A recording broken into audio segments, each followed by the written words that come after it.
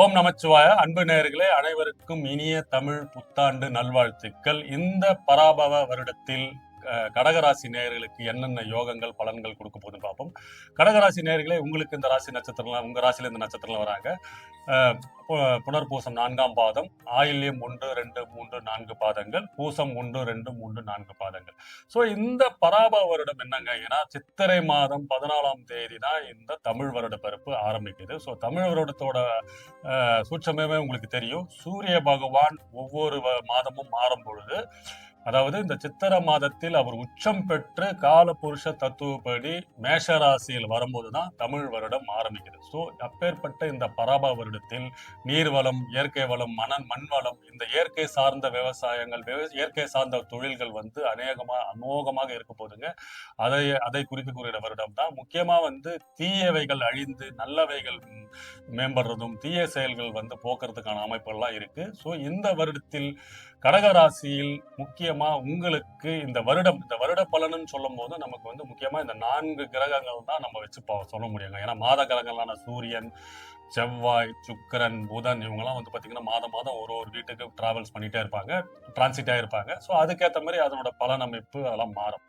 So இந்த தமிழ் வருடத்தில் ஓவராலா உங்களுக்கு இந்த 4 கிரக நிலையை வச்சுதான் நம்ம சொல்ல போறோம். ஸோ சனி பகவான் உங்களுக்கு 9ஆம் இடத்தில் ஆல்ரெடி வந்துட்டாரு. ஸோ சனி பெயர்ச்சி ஆல்ரெடி ஸ்டார்ட் பண்ணிட்டாங்க, சரிங்களா?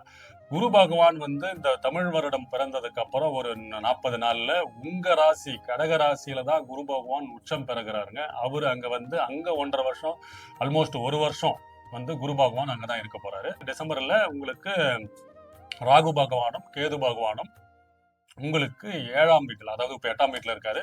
ஸோ 7ஆம் இடத்துல வந்துருவாரு. ஸோ அதே மாதிரி கேது உங்க ராசியிலே வந்துருவாங்க.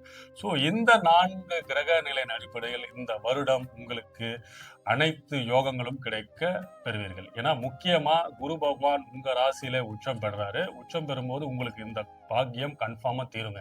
ஸோ யாரெல்லாம் கடக ராசி நேயர்கள்லாம் இருக்கீங்களோ அவங்களுக்குலாம் வீடு பிரம்மாண்டமான கட்டுறதுக்கான அமைப்பெல்லாம் இந்த வருடம் உங்களுக்கு கடத்துருங்க.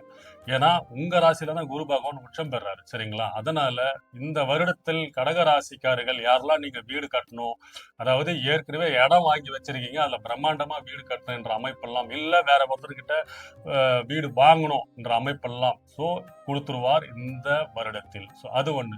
அடுத்தது பாத்தீங்கன்னா மேரேஜ். இப்ப யாரெல்லாம் கல்யாண வாழ்க்கைக்கு மேரேஜுக்காக காத்துட்டு இருக்கீங்க, இல்ல கல்யாணத்துக்காக முயற்சி பண்ணிட்டு இருக்கீங்க, எல்லாருக்குமே கல்யாண வாழ்க்கை, மேரேஜ் வாழ்க்கை அமைக்கிறதுக்கான அனைத்து யோகங்களும் இந்த தமிழ் வருட பிறப்பு இந்த வருடம் ஃபுல்லாவே இருக்கு. ஸோ குரு உங்க இடத்துல வரும்போது இந்த 2 காரியம் உங்களுக்கு 100% சக்சஸ் ஆயிடுங்க. அடுத்தது பாத்தீங்கன்னா முக்கியமா வேலை தொழில இருக்கிறவங்களுக்கு எல்லாம் புதிய முயற்சிகள், புதிய அமைப்புகள் எல்லாம் உண்டாகும். தொழில் விஷயமா, வேலை விஷயமா என்னென்ன நீங்க முயற்சிகள் எடுக்கிறீங்களோ அது எல்லாமே உங்க லாபத்தை நோக்கி போகும். இப்போ யாராவது வேலையில இருக்கீங்கன்னா, வேலை மாற்றம் ஏதாவது வருது, எனக்கு உயர் பதவிக்கு வருது, இல்ல வேற வேலைக்கு ஏதாவது பிரைவேட்ல இருக்கீங்கன்னா வேற வேலைக்கு ட்ரை பண்ணிட்டு இருக்கீங்க, அதிக சம்பளத்துக்கு நீங்க முயற்சி பண்ணிட்டு இருக்கீங்கன்னா அந்த அமைப்பெல்லாம் வரும். வந்த உடனே அதை கண்ணு மூடின்னு வாங்கிட்டு போயிடுங்க. வாங்கினீங்கன்னா அதுக்கு உண்டான லாபத்தை நோக்கி பெருக்கி கொடுத்துருவோம். ஏன்னா சனி பகவான 3ஆம் பார்வையா உங்களோட லாபஸ்தானத்தை பாக்குறாரு. ஸோ ஆட்டோமேட்டிக்கா அந்த லாபஸ்தானத்தை விரிவுபடுத்திடுவாரு, சரிங்களா? 5ஆம் இடத்தை குரு பகவான் 5ஆம் பார்வையா பார்க்கும்போது யாரெல்லாம் குழந்தைகளோட படிப்பு, அதாவது இப்போ மாணவர்கள்லாம் கடகராசியில் இருக்கீங்களா, யாரெல்லாம் என்னென்ன உயர்கல்வி படிக்கணும், டெக்னிக்கலா படிக்கணும், இல்ல வெளிநாட்டுகளை போய் படிக்கணும்ன்ற அமைப்பெல்லாம் ஏற்படுத்தி கொடுத்துரும். ஏன்னா ஏழுக்கு ராகு பகவான் வந்துருவாரு. ஸோ இந்த வருடத்துல ராகு பகவான் டிசம்பர்ல 7ஆம் இடத்துல வரும்போது இப்ப மாணவர்கள் யாரெல்லாம் ஃபாரின்ல போய் படிக்கணும், மருத்துவ துறையிலயோ இல்ல வேற எந்த செக்மெண்ட்டோ இல்ல ரிசர்ச் துறை, எனக்கு கேதுவும் உங்க இதுல வந்துடும் போது ரிசர்ச் துறையில நீங்க போய் குரு கேது சேரும் போது இந்த ரிசர்ச் படிக்கிறது, இந்த பெரிய உயர்கல்வி படிக்கிற அமைப்பெல்லாம் இருக்கும். ஸோ 5ஆம் இடத்தையும் குரு பகவான் பார்க்கறதுனால இந்த மாணவர்கள் உயர்கல்வி படிச்சு பெரிய பெரிய படிப்பு படிச்சு வெளிநாட்டுக்கு போறதுக்கான அமைப்பு இருக்கு. ஸோ கல்யாண அமைப்பும் இருக்குங்க. ஏன்னா 7ஆம் பார்வையா உங்களோட 7ஆம் இடத்தையே குரு பார்க்கறதுனால, ஸோ ஏற்கனவே எனக்கு கல்யாணம் ஆயிடுச்சு சார், வேற விஷயம் ஏதாவது சொல்லுங்கன்னா, இப்போ மனைவி மூலியமா வர சொத்துக்கள் வரதுக்கு உண்டான அமைப்பு இருக்கு, பூர்வீக சொத்துக்கள் அமைப்பு இருக்கு, இல்லைன்னா நீங்க ஒரு பார்ட்னர்ஷிப் பிசினஸ் ஆரம்பிக்கிறது.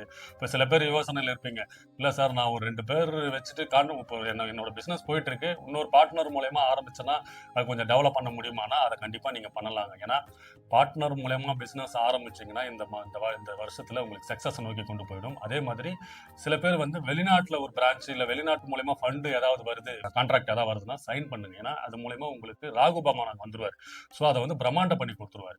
ஸோ அதனால வெளிநாட்டு தொடர்பு, வெளிநாட்டு மூலமா உங்களுக்கு ஏதாவது ஒரு பிசினஸோ இல்ல படிப்போ என்ன ஒரு தொடர்பு எது வந்தாலுமே அதை வந்து சைன் பண்ணுங்க. அது முக்கியமா உங்களுக்கு வந்து பொருளாதார வளர்ச்சி பெருசா கொண்டு போய்விடும். ஏன்னா இந்த வருடம் ஃபுல்லாவே வந்து 7ஆம் இடத்துல தான் ராகு பகவான் இருக்க போறாரு.